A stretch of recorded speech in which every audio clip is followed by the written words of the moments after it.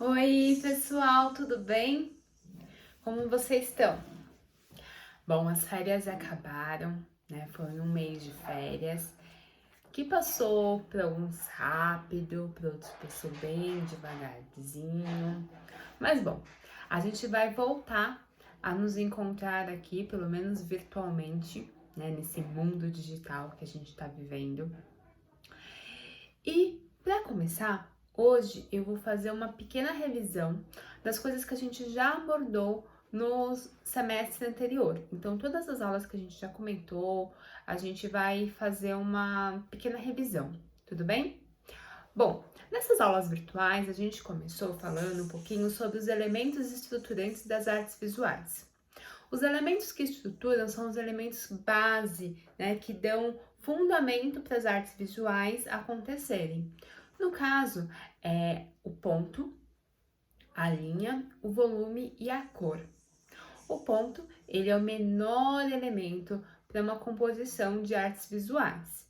Vamos lembrar? Artes visuais são as artes que estão ligadas à visão, como o próprio nome diz, certo?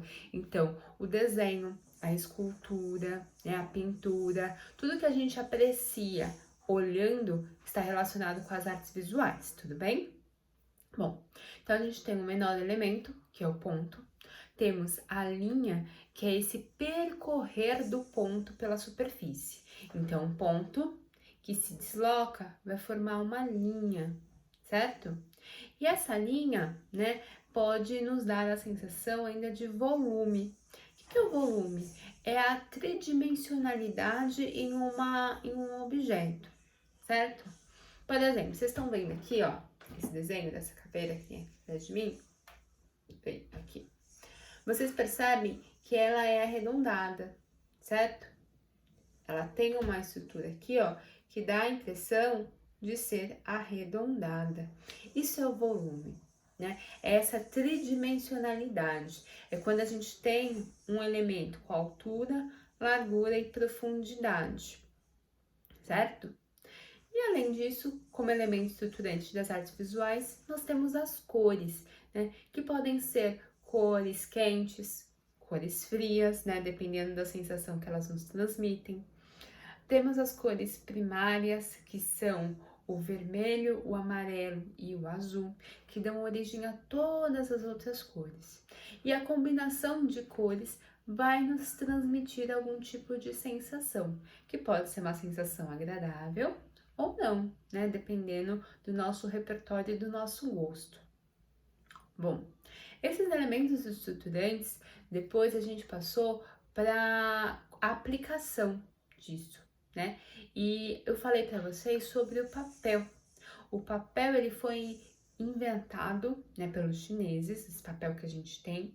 Mas antes disso a gente tinha o papiro, que é extraído de uma planta.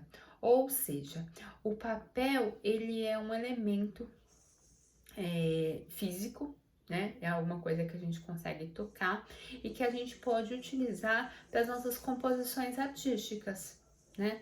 Um exemplo disso são os recortes, quando a gente recorta formas no papel para fazer uma composição. Tudo bem? Lembram-se disso? Bom, depois a gente falou um pouquinho sobre o corpo. O corpo como forma de comunicação, né? Como a gente utiliza o nosso corpo para se expressar, para transmitir ideias, para nos divertirmos. E aí, eu falei para vocês que todos podem dançar, o que é uma verdade, né? Se você tem um corpo, você é capaz de mover e de dançar, né? A partir do momento que você está fazendo qualquer tipo de movimento, esse movimento pode ser um movimento de dança, se você tiver essa intenção, tudo bem? E cada movimento, ele é fundamental, porque ele é expressivo. E eu falei para vocês, inclusive, que tem um estudioso chamado Rudolf Laban.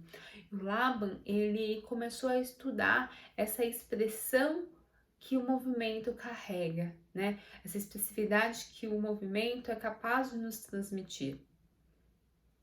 Então, como que a gente consegue utilizar o nosso corpo para transmitir uma ideia, usar o nosso corpo de forma artística? Depois disso, eu falei um pouquinho sobre uma técnica, né? Quem lembra? Essa técnica é a cerâmica, é uma técnica de composição de artes visuais, né? Uma composição que lembra muito a escultura. A cerâmica ela é feita com argila, que é extraída do solo, né? Então é um tipo de terra úmida e que foi muito utilizada por um artista chamado Mestre Vitalino aqui no Brasil, no Nordeste do Brasil. E esse artista criava suas composições, suas esculturas com essa cerâmica, né, que é o moldar da argila para fazer uma composição, né? E para finalizar, a gente fala um pouquinho sobre as histórias em quadrinhos. As histórias em quadrinhos são narrativas, né, que vão contar histórias quadro a quadro, né? Cada país, cada localidade tem o seu tipo de construção de história em quadrinho, mas basicamente elas têm os mesmos elementos, né? São os quadrinhos em sequência para criar uma narrativa, né? A gente tem, por exemplo, o mangá, que é uma história em quadrinho de origem japonesa, onde a gente tem esses quadrinhos contando a história. O que vai diferenciar aqui do Brasil é que a gente lê ao contrário, né, de trás para frente, porque é o tipo de leitura dessa localidade, tudo bem? Bom, eu vou dizer para vocês que o segundo semestre ele vai ser um semestre mais prático, independente se for aqui de modo virtual ou presencial, né? A gente não sabe o que vai acontecer. Ele vai ser muito mais prático, a gente vai ter mais atividades corporais e eu realmente espero que vocês estejam bastante dispostos para isso, tá bom? Bom, eu vou deixar aqui uma lição de casa para vocês.